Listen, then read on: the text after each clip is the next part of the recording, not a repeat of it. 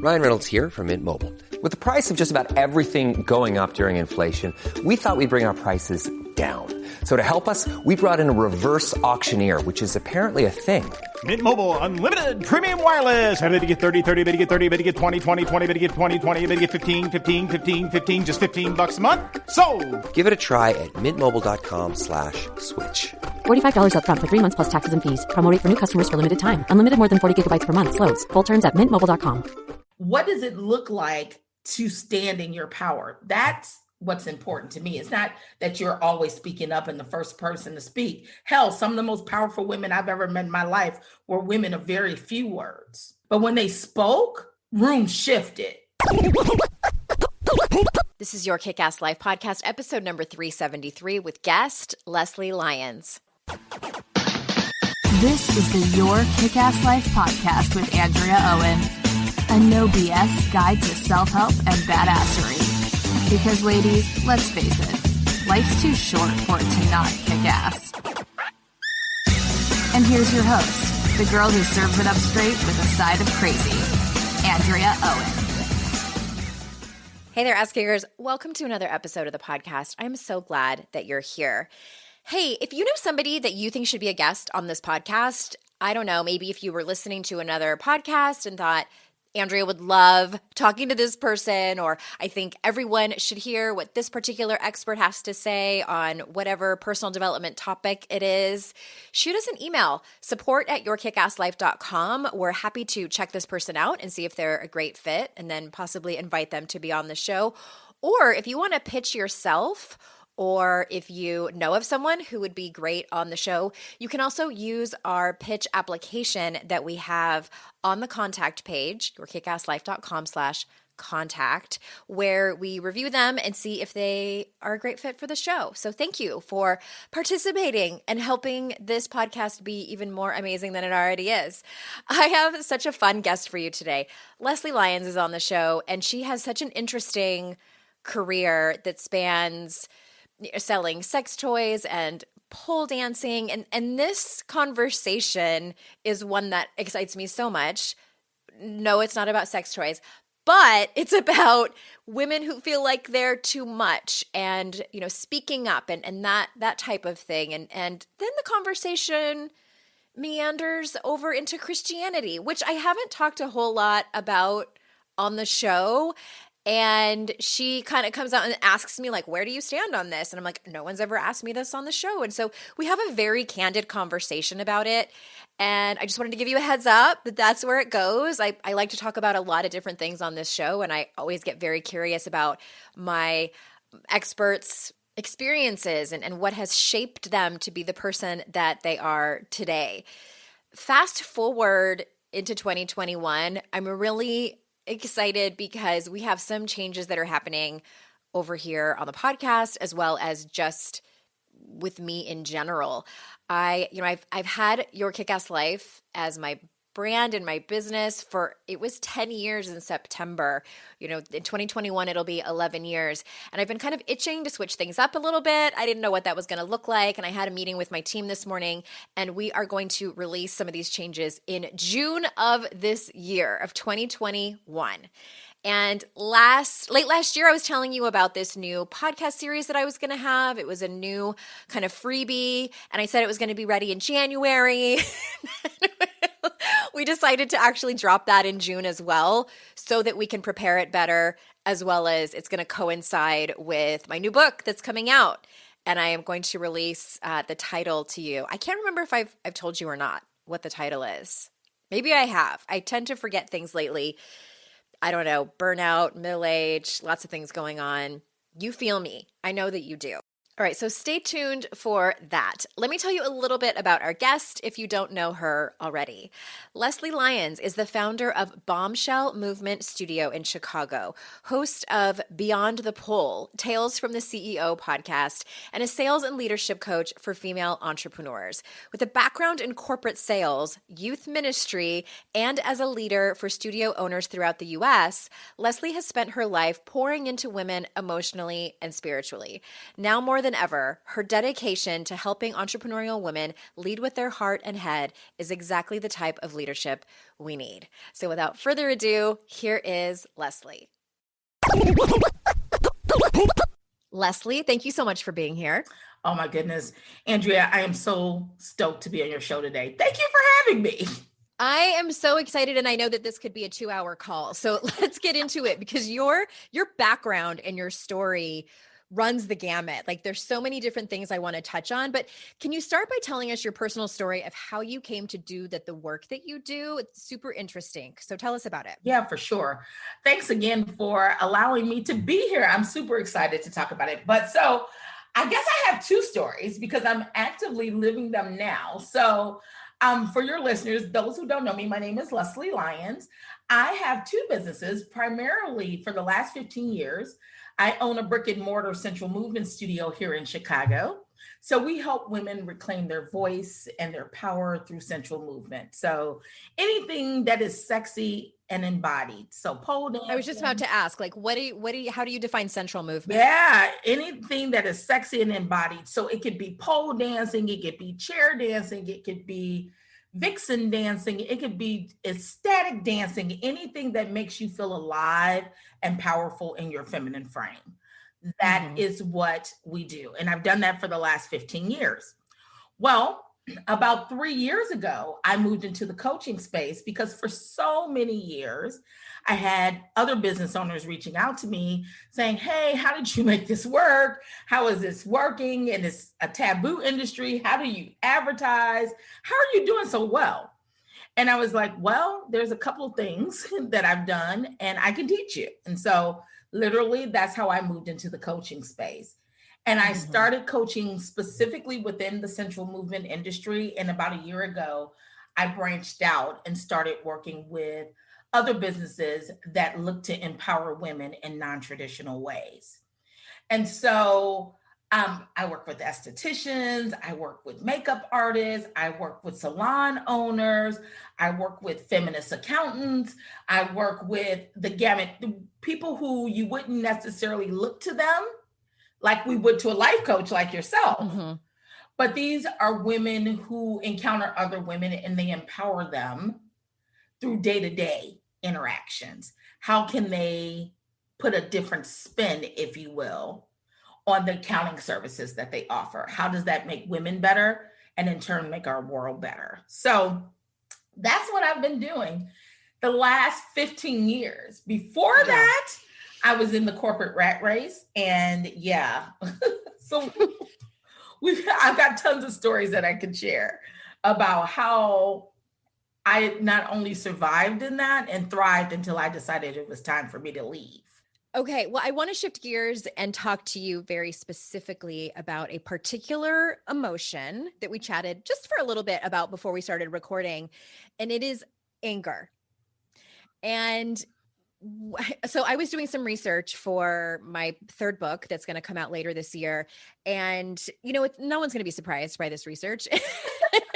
And that women are, when they are seen negatively if they are perceived as angry, aggressive, and powerful, and they're seen positively if they're perceiving men that way. So can you talk to us about, I just want to know your take on it, and if you have any advice just around that whole emotion, just in general. Yeah. Oh my gosh, do I? Because there's a couple of different things. First of all, anger is just an emotion, and I don't label emotions positive or negative. I believe that emotions have been given to us by God for a reason. And so every emotion has a purpose, and anger has a very powerful purpose when yielded with precision. Anger is what gets shit done. It is any major change that has happened politically, socially, probably even in your own sphere. There was probably an angry person, someone who was fed up with the status quo, that decided that things were going to change, and they were going to change today. And they put all of their energy behind that to shift things into another direction. Anger is a powerful emotion, and it only gets a bad rap in Western society as it relates to women. And if you truly are a person who's just explosive, right? Like your anger has no purpose, it just blows up and detonates everything around you. Mm-hmm. It's what are you doing with your anger? Does it have purpose? Or are you just a ticking time bomb ready to go off about everything? And you're angry because it's snowing, you know? Right. There's no purpose behind your anger.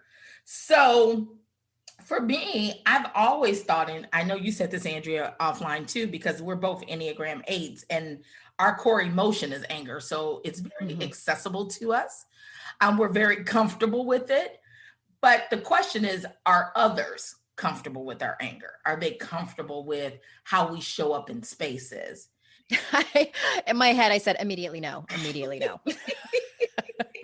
People are not comfortable. So exactly. And so because of that, the question is why though? And you made mention to it earlier, is how we're conditioned. Yeah. From a very early age, especially female identifying folk. We are conditioned very early that anger is not positive.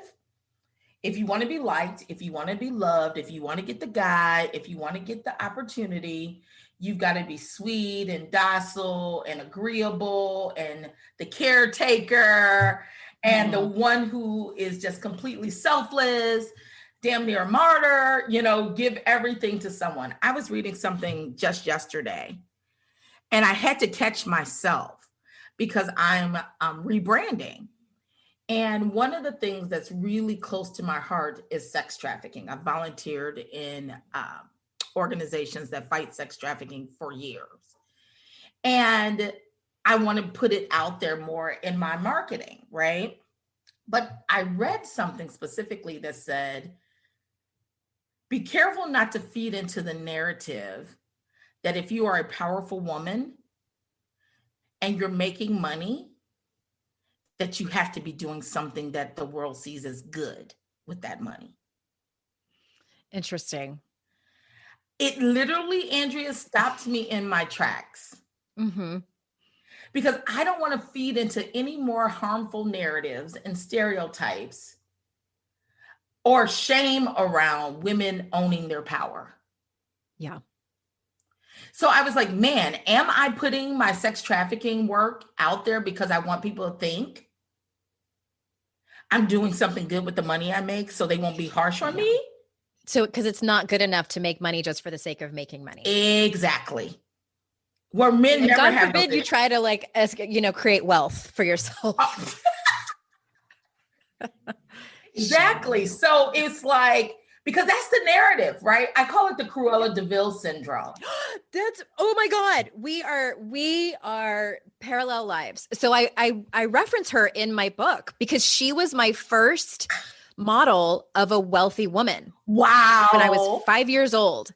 And I was thinking back on, I didn't mean to cut you off, but I just got so excited because I was thinking back on who are the role models for me growing up of wealthy women. Well, first and foremost, there were zero that were self-made. And they were always either the widow or the wife or the daughter of a wealthy man. And then I'm like, well, the first wealthy woman, in any kind of story or anything like that was Cruella de Vil. Yep. And she was, if you Google like top 5 worst Disney villains, she's up there. Oh, yeah. Like she was terrible. And this was my model of a wealthy woman who made money. Like she was the worst. And there's some people who are like, oh, it's just a Disney movie. And I'm like, oh, no. Mm-hmm. These are the things that matter to us, that get embedded into our subconscious and sometimes completely conscious, that make us the way that we feel about money and a lot of other things. It's how women are viewed. When you think about it, I'm like, seriously, it's like, if you make money, you must be evil and kill puppies for coats, period. She was angry, 100% and mean to everyone, even the people that were helping her. She treated everybody like shit. She was overbearing. She was all of the things. Fast forward that to something more modern, like The Devil Wears Prada, or just think about. It was a slight improvement. Just so slight. Look, so slight.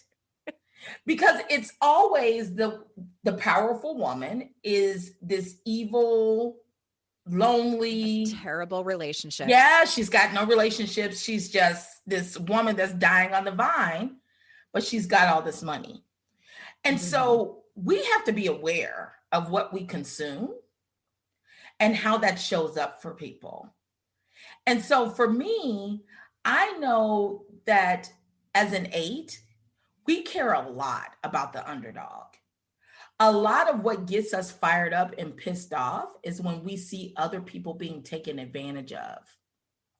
I tell the story because I use the Enneagram in my work all the time, but I tell the story about when I was literally in kindergarten. And I don't remember as much of the story, Andrea, as it's been told to me over the years by my parents.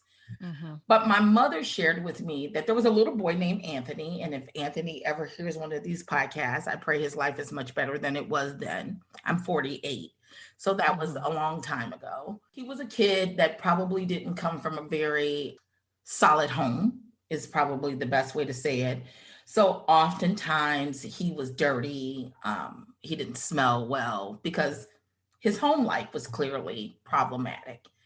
Yeah. As a child, though, I wouldn't know anything about that. But what I did know is that it didn't seem right. It didn't seem fair for people to make fun of him. It didn't seem life-giving. And it felt like he needed someone to stand up for him. And my mother talked about how I constantly stood up for him. If someone was talking about him, I would tell them immediately, that's not right. Don't say that. That's not nice. And I'm 5 years old, taking a stand for somebody who was being oppressed. It's who we are. So why don't we look at women who have anger in that way?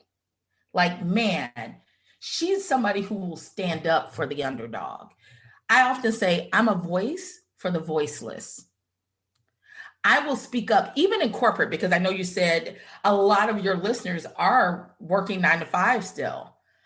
I was that person in the room where the manager would be talking some silly mess and everybody would be looking over at me like, Leslie, when are you going to say something? Like everyone's waiting because they won't speak up, but they know that I'm going to say something. That was my mom. My mom was like, when she's retired now, but when they would actually come to her and say, can you tell, this person? Cause she was that one. Yes. Yeah. And the apple didn't fall far. Yes. I love that, Andrea. Like seriously. So why can't that be the narrative of angry women? Yeah. That's such an interesting perspective. And I love that shift.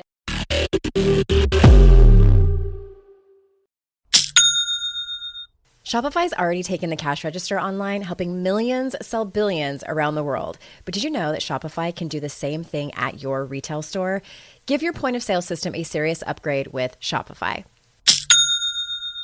With Shopify, you get a powerhouse selling partner that effortlessly unites your in-person and online sales into one source of truth. Track every sale across your business in one place and know exactly what's in stock. Connect with customers inline and online. Shopify helps you drive store traffic with plug-and-play tools built for marketing campaigns from TikTok to Instagram and beyond. Get hardware that fits your business. Take payments by smartphone, transform your tablet into a point of sale system, or use Shopify's POS Go mobile device for a battle-tested solution. Sign up for a $1 per month trial period at shopify.com/noise, all lowercase. Go to shopify.com/noise to take your retail business to the next level today. Shopify.com/noise. Today's podcast is sponsored by MIDI Health. Ladies, are you over 40 like me and dealing with hot flashes, insomnia, brain fog, moodiness, some vaginal dryness, or weight gain? Don't just accept it as part of aging. These symptoms are often linked to hormonal changes during perimenopause and menopause. At MIDI Health, they get it. Their experts know what you're going through and how to help. MIDI clinicians are menopause specialists offering safe, effective, FDA-approved solutions. And guess what? MIDI care is covered by insurance. So stop pushing through it alone. Schedule a virtual visit and dive deep into your unique symptoms and health background. You'll walk away feeling heard and with a plan to start feeling better. Visit MIDI Health today and reclaim your well-being.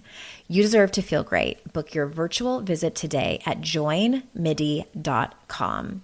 That's joinmidi.com. joinmidi.com.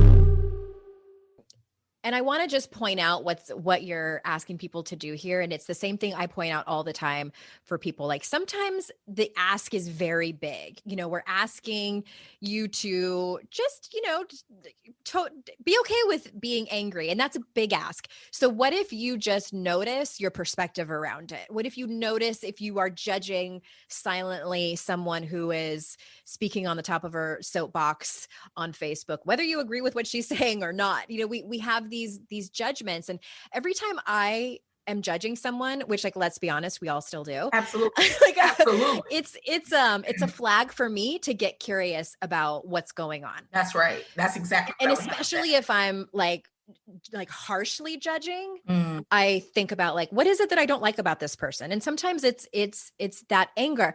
I would get curious about, why does that anger bother me? Especially if it's not directed to you. If you're just observing it on social media, or you're watching a woman on the news tear up paperwork behind Trump's head, like, why does that bother you so? Get curious about it. And what you'll probably find is, and I've heard people say to me, and you probably have had this happen, Andrea, as well. I've had women come to me and say, you know, when I first met you, I didn't like you. I've had so many people tell me that, or I thought you were a bitch. That's what they said. I didn't like you. I thought you were a bitch, or whatever the thing is. I didn't like you. But once I got to know you and see where your motivation comes from, you're the person I want in my corner. Yeah. Like, I can always trust you to be honest.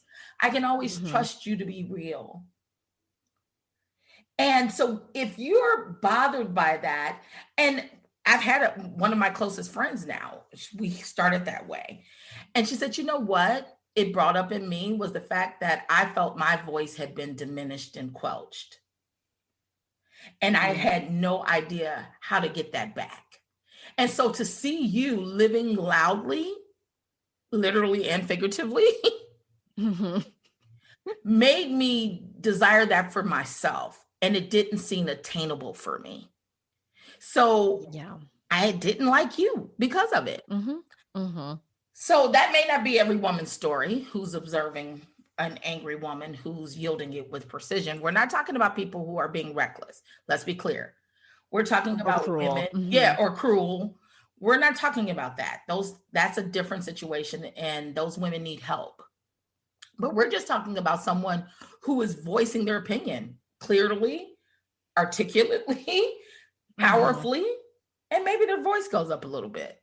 You got to get curious about why you're responding in that way to that person. It's been about a good decade or so since I started to get curious about my judgments, especially of women.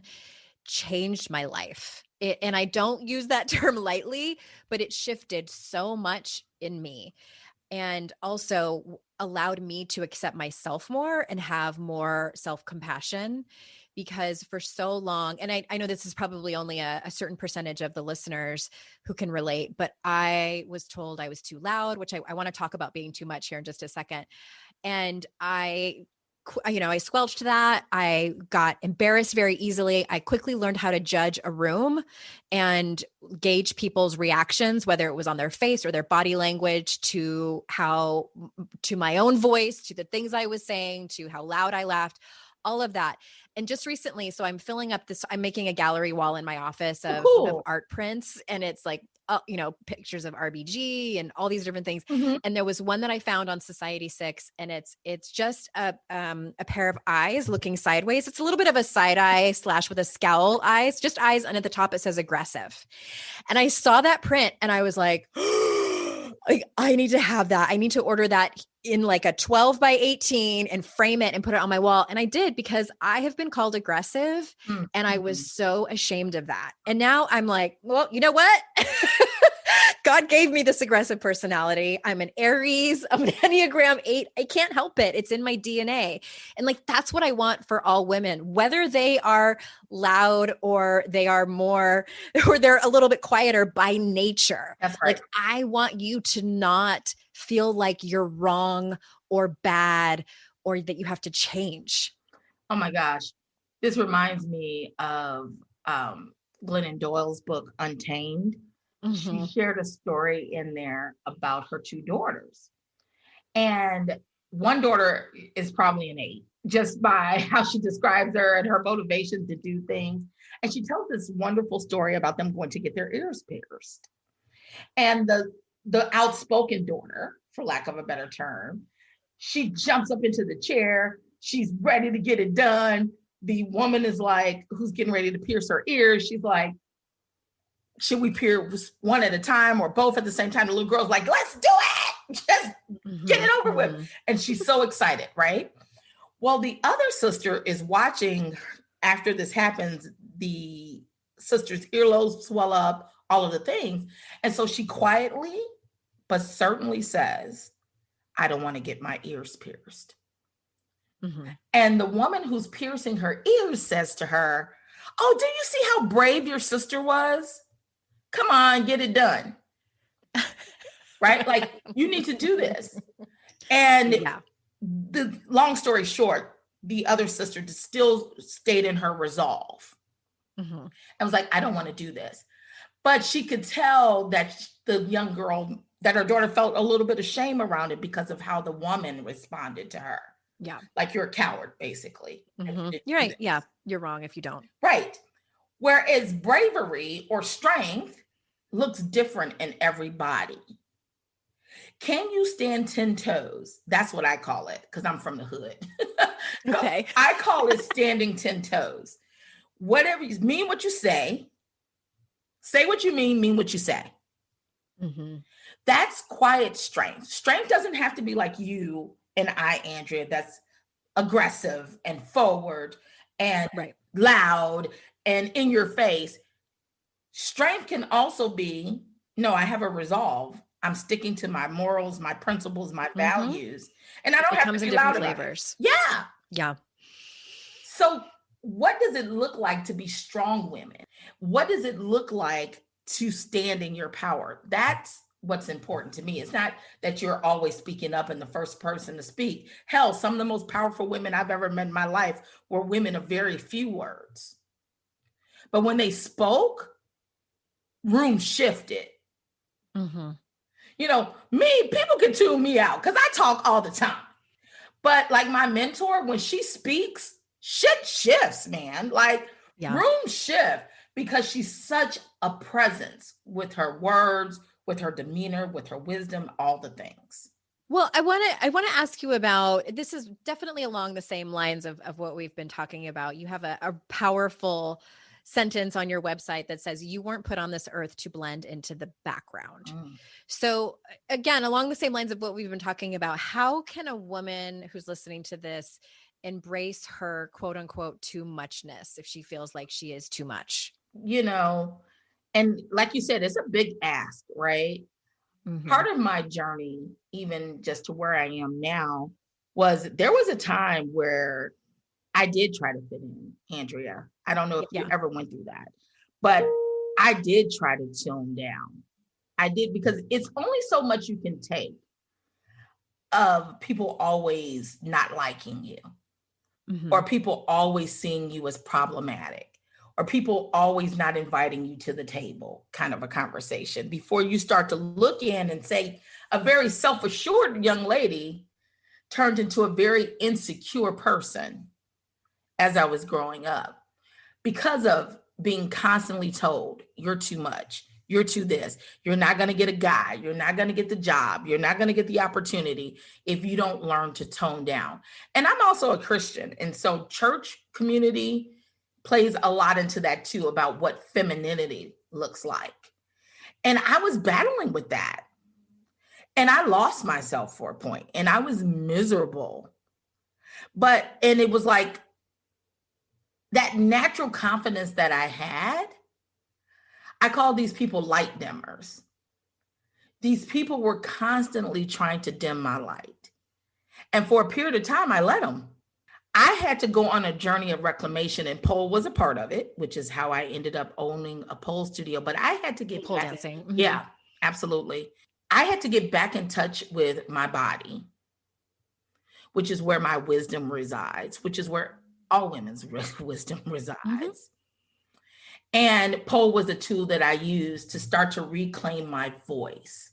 So when I talk to women about not blending into the background, I talk to them about, what are you passionate about?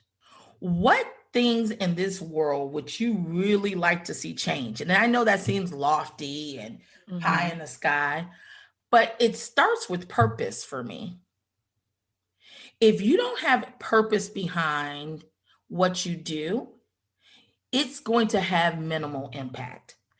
I help women unearth, what are you designed to solve?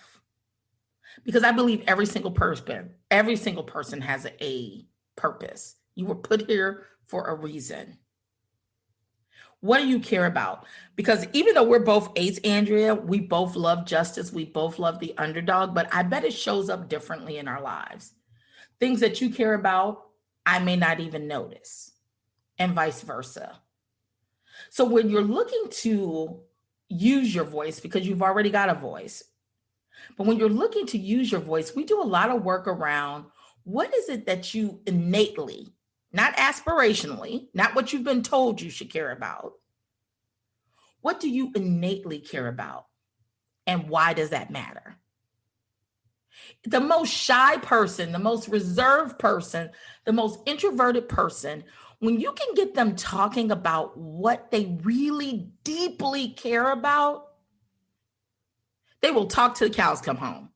The search for voice always starts with, what do you give a damn about? Yeah. I like to ask people the question, what pisses you off? Yeah, real simple.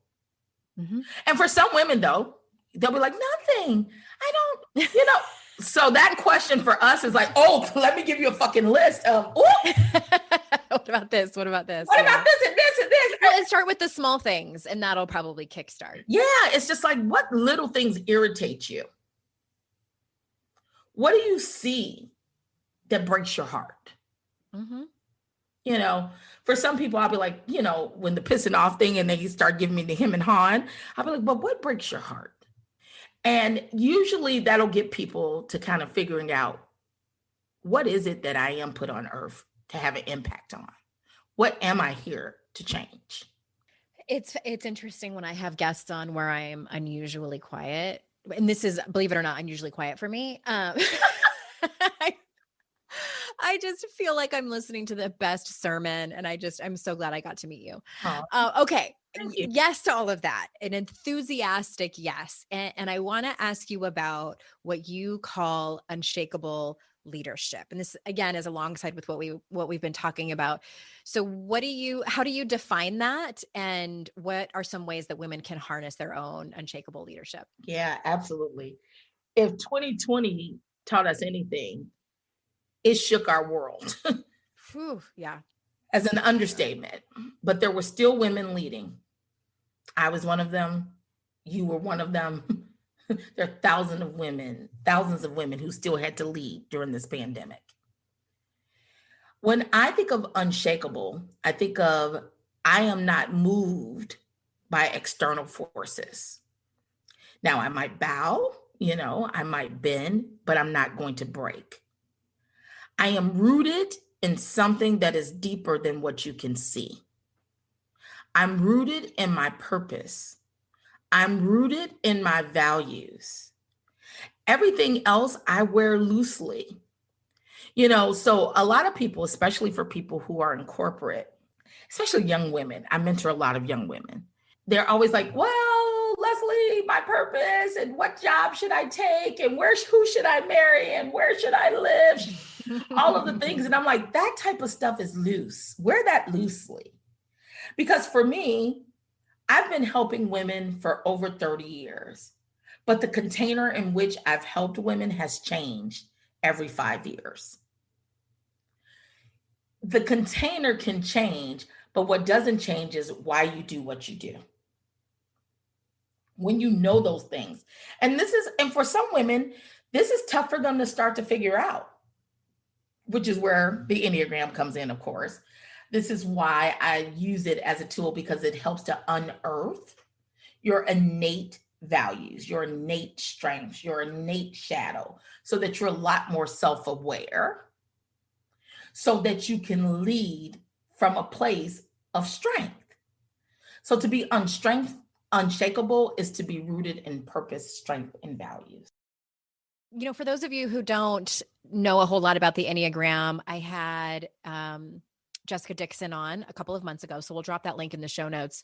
And what is your favorite? I just want to ask you real quick on the Enneagram. What is your favorite place for people to go take the Enneagram test? Because I went to their website. Is that the place that you send people? The Enneagram Institute. Yeah. Yeah, absolutely. I think that's okay. I think it was like $12. I was going to say for the price. I think it's the most cost-effective way. And if people don't even want to spend $12, here's another resource, trueself.io. That's actually a free test. And it's probably one of the best free tests that are out there, for sure. Okay. Yeah. Like, don't take a BuzzFeed quiz. That's going to tell you your Enneagram. But it was a long test. The one I took me a good solid 40 minutes. Oh yeah. And it's a great starting place. I think I was listening to the young lady you had on about the human design, and she was saying, and she brought up something that I thought was very valid and worth noting, is that these tests are only as good as you are self-aware. Yeah. Which is why human design is different than the Enneagram. It is common for people to mistype themselves in the Enneagram world. So I always tell people, no matter what test you take, it's probably about 70% accurate, unless you're extremely self-aware. Okay. And if you're extremely self-aware, then it's a great tool. If you're not, you probably do need to get with a coach who can kind of get at some things that we know, like childhood messaging and that sort of thing that doesn't really come up on the test, that can really make sure that that is your type. You got to try it out. It is not as finite for some people as it was for eights. Eights are extremely self-aware by nature. And what a lot of people see as negatives, we see as positives. So 9 times out of 10, if you're typed an 8, you're probably an 8. You're probably an 8. But even with an 8 wing. Yeah. I'm friends with a decent amount of 7s, which is the enthusiasts that have an 8 wing, and the 8 is the challenger.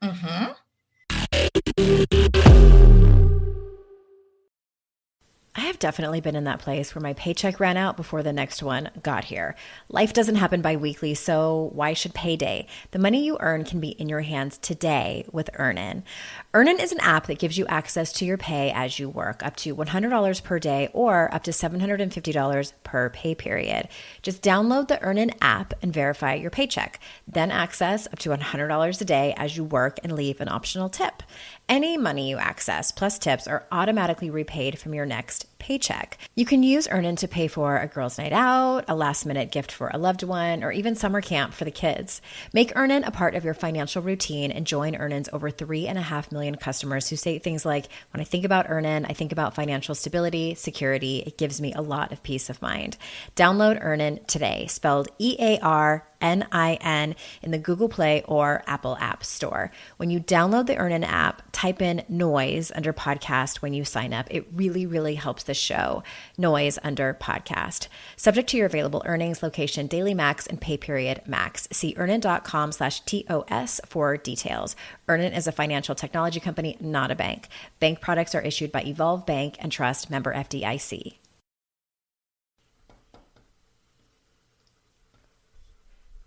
Fast forward to the end of 2024 and think about your goals. What can you do right now to give yourself the best chance of succeeding? If you want to learn a new language, you absolutely should get Babbel. Don't pay hundreds of dollars for private tutors or waste hours on apps that don't really help you speak the language. Babbel's quick 10-minute lessons are handcrafted by over 200 language experts to help you start speaking a new language in as little as 3 weeks. Babbel's designed by real people for real conversations. Studies from Yale, Michigan State University, and others continue to prove Babbel is better. One study found that using Babbel for 15 hours is equivalent to a full semester at college. Now it's so easy to speak simple conversation phrases with the guy that takes care of my lawn without having to consult language apps. Here's a special limited time deal for our listeners. Right now, get up to 60% off your Babbel subscription, but only for our listeners at babbel.com/noise. Get up to 60% off at babbel.com/noise, spelled BABBEL.com/noise. Rules and restrictions may apply.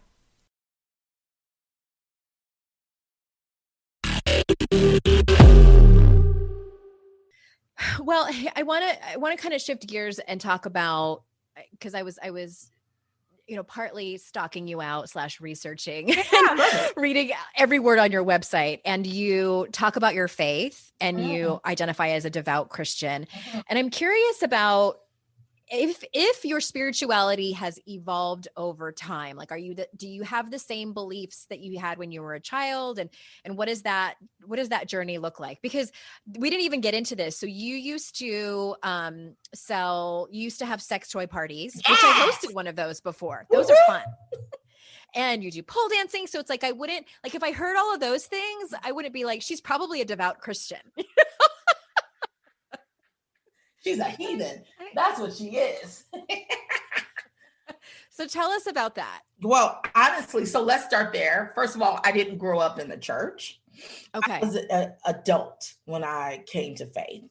So while I was around the church, I was not one of those kids that grew up in the church, like there every week. I had relatives who took me to like vacation Bible school, and I would go to church, a couple of times a year with an aunt, that sort of thing.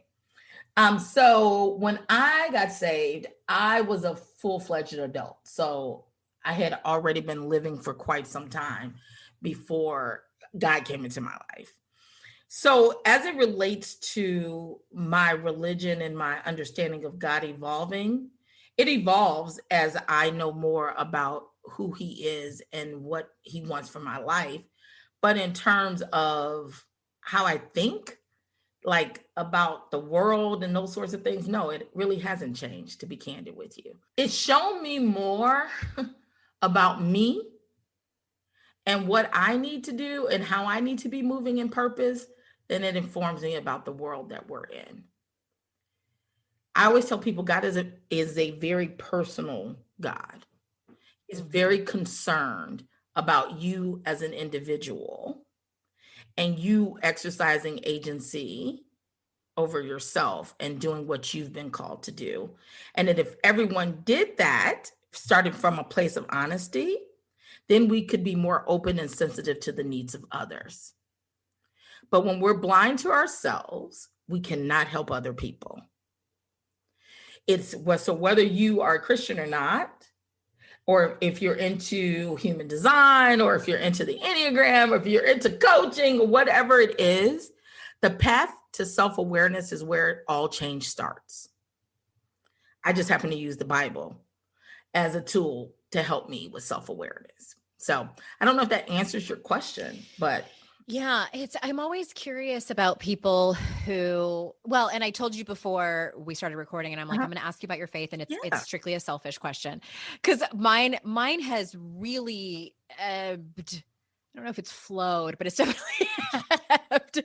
So I did grow up going to church and pretty, weekly Sunday school youth group, and I recently found in this photo album that I had made. It was a project during confirmation. And so I grew up Lutheran, which I heard was Catholic light. It is. Now I'm starting to realize it very much was just kind of like a junior version. We do a lot of the same things in the Catholic Church, but just like less kneeling, and we don't pray to the rosary. I mean, that's pretty much it. Like everything else is pretty much the same. And so in 8th grade, I had done this project to get my confirmation, where it was a 10 Commandments project. And it's hilarious. Like if I look at it now in my 8th grade bubbly handwriting and talking about, sins and don't be this person, only be this person. It was very black and white. And like, there's no nuance in there at all. No room for nuance. Like, don't have sex before marriage, like very, very strict. And it just made me think about this whole journey and definitely over the last decade or so. So when my kids were little, I tried to go back to church, and it was one of those mega churches. And there was something it was a very interesting predicament I found myself in, because on one hand, I felt like I was at home. And on the other hand, I felt like something was very, very wrong. And I could not figure out what it was. So later on, I figured out, as I got curious about it, it was the community that I was missing, but it was the religious dogma that I didn't like. And it was the sort of strictness of it. And there was a lot of things going on in Christianity that I didn't agree with, just like what? Like homophobia. Okay. Yeah. Yeah. And it was confusing. It was super confusing, and I didn't know where to go. So I have since figured it out. And, the God that I believe in is very similar, if not exactly the same to yours. And I love what you said about, can you say it again? Cause I don't want to misquote you. Like, if we don't have self-awareness, then we can't help others out. Was that what you said? Yeah, that's the gist of it. Yeah. Without self-awareness, all true change starts with self-awareness. Who am I before a holy God? Yeah. It's very important.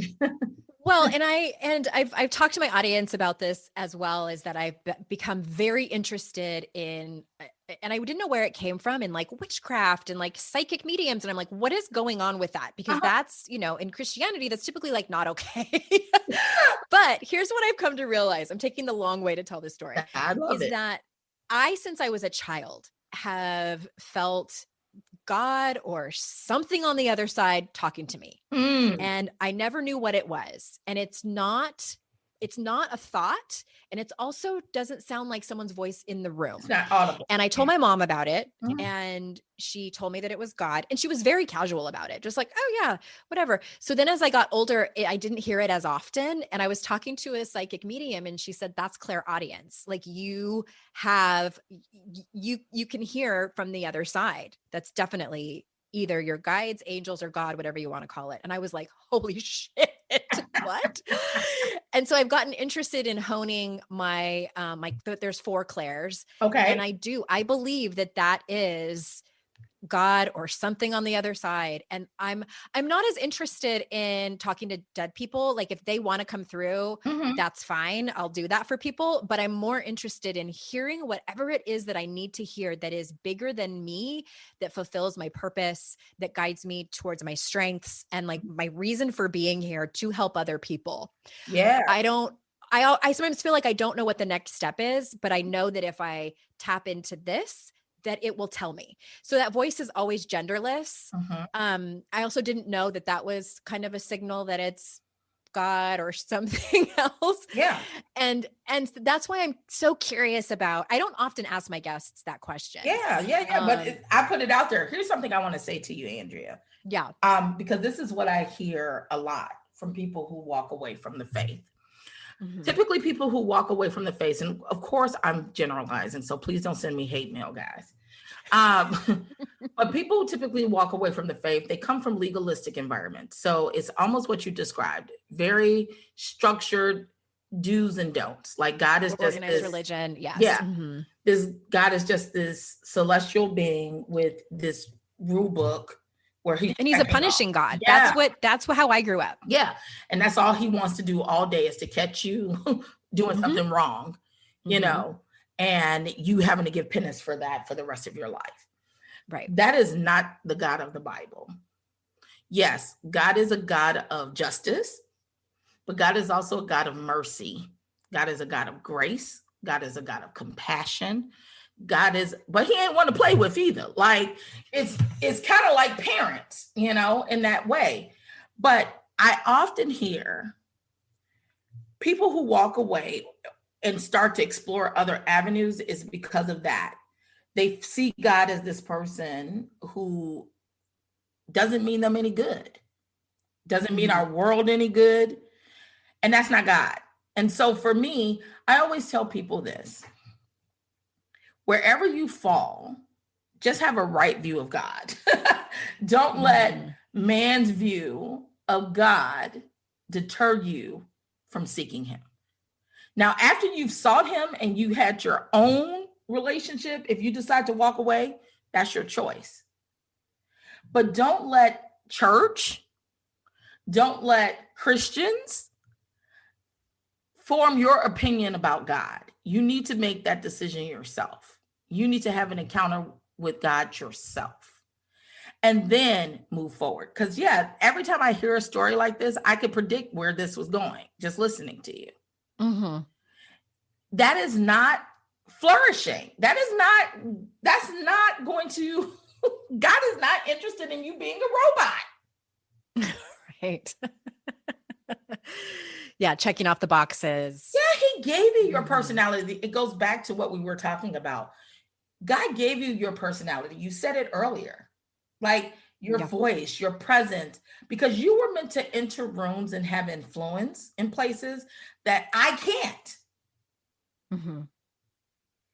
We need to know what our purpose is and walk in that thing. And so however you get to that point, I always say, don't let it be other people, though. Don't let it be organized religion. Don't let it be terrible Christians. Let it be your own experience and then go from there.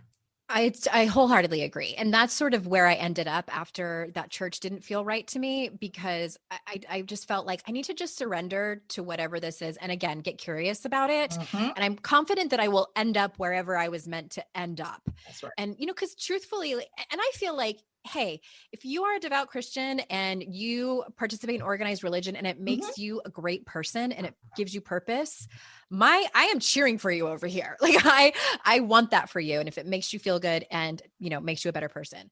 I don't want you to think of me as a great person, Andrea. I want you to think of God as a great God. Yeah. And anything that you see in me that is worth praising at all is because he put it there. Mm-hmm. And so for me, Christianity is not about look at me and what I'm doing. Because if you look at me, Andrea, I'm a hot ass mess. Aren't we all? Like I could be one of those Christians that made you say, forget church. You know what I mean? I'm always like, don't look at me, look at God. Because I'm crazy. Like I'm a mess. I'm human. Yeah, well, we're humans. Yeah, exactly. Yep, I'm human. So I just encourage you as you're going along. So where are you at now? Let me ask you that. Where are you at today?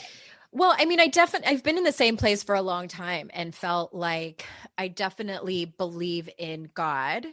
And, I also am sober. So I went through Alcoholics Anonymous, which there's a God element in Alcoholics Anonymous. Oh, I didn't know that. Okay. What was helpful is seeing a lot of people, and I hate to say that I was helped by this, but it was interesting perspective to see a lot of people really struggle. And by the way, I got sober in Utah, and a lot of the people that were in those rooms were sort of quote unquote recovering Mormons. Yeah, Mormons. And they had completely walked away from faith altogether because, quite frankly, of religious trauma. And from what I remember and what I understood of their stories. But it was interesting to see that perspective and also understand that I really believe that there is something bigger than us that connects us all. Yes. That is love, that really truly is love, that's inexplicable. Yes. And, the jury's still out with like Jesus. And like, I remember being a little kid, and they don't like critical thinking and people asking questions, but I remember being a little kid. And when I found out that you can survive for 3 days without food or water, I asked, how did Jesus do it for 40? And I was like, do you think he was just unconscious and he really wasn't dead? And then he just, and they were like aghast that I would question. So I just, I've always sort of had that feeling. And I've also known in my bones since I was really, really young that I have been reincarnated. And I remember going to my pastor and sitting down with him, and I trusted this man. And he was a really great, great pastor. And he was my spiritual mentor. And I was so excited to like have this discussion with him.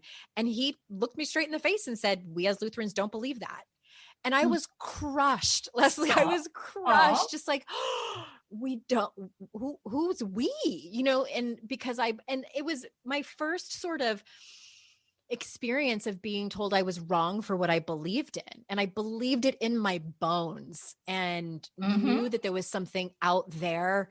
And I did he ask you explain questions it. about how you got to that point, or did No. he just tell you that? Nope. Just Yeah. no, that's not what we believe. And I remember like it was almost condescending, like, oh, that's cute, like pat you on the head that you would think that.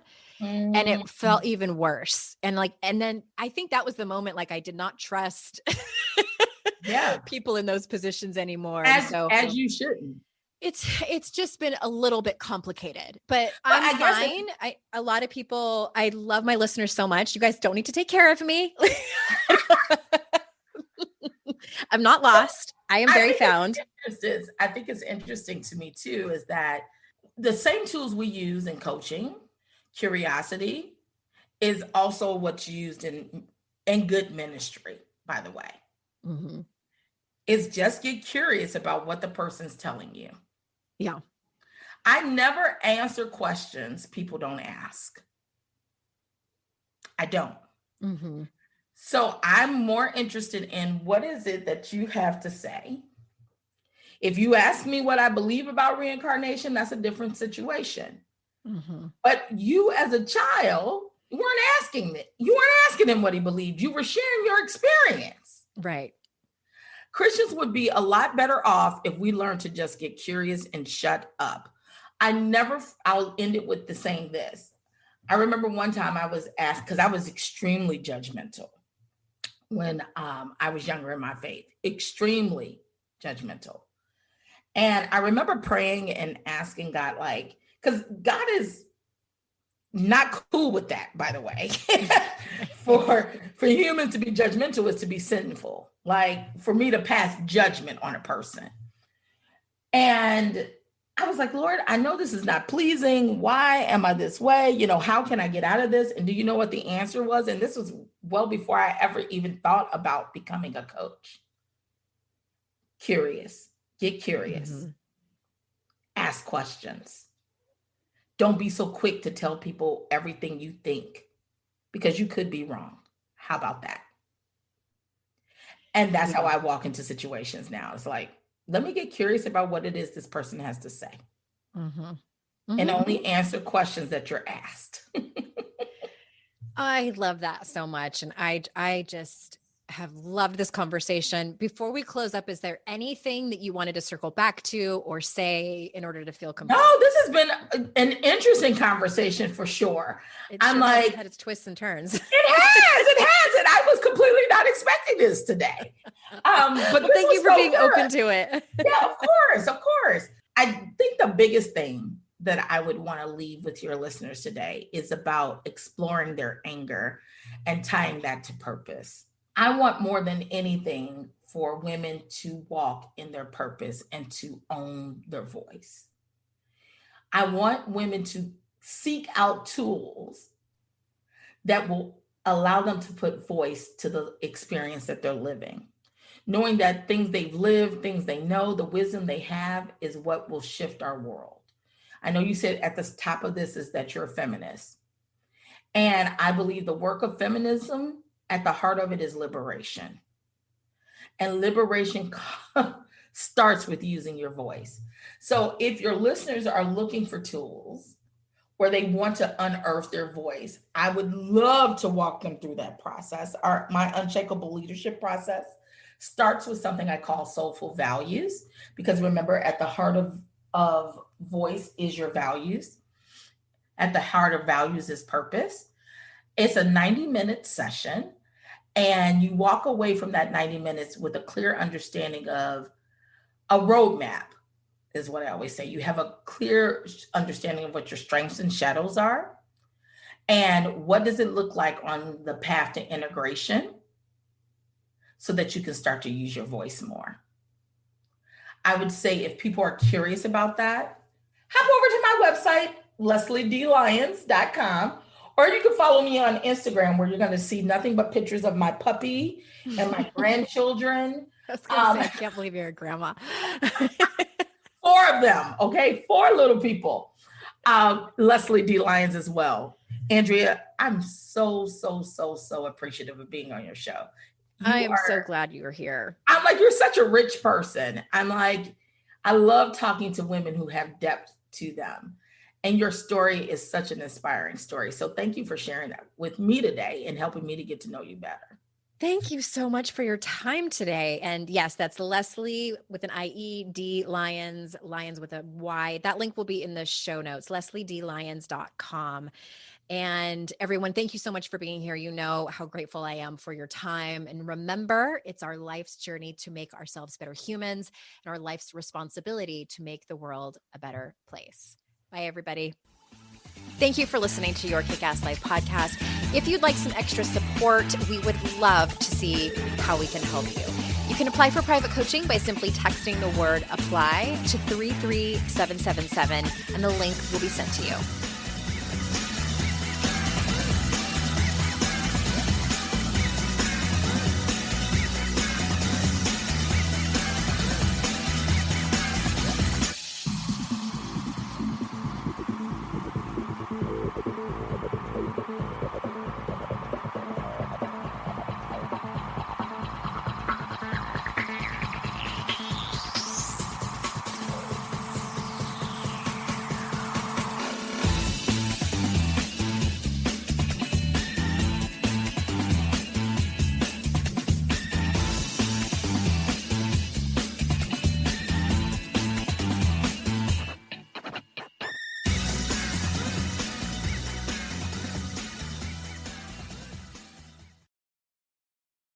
I'd like to introduce you to the Minimalist Moms podcast.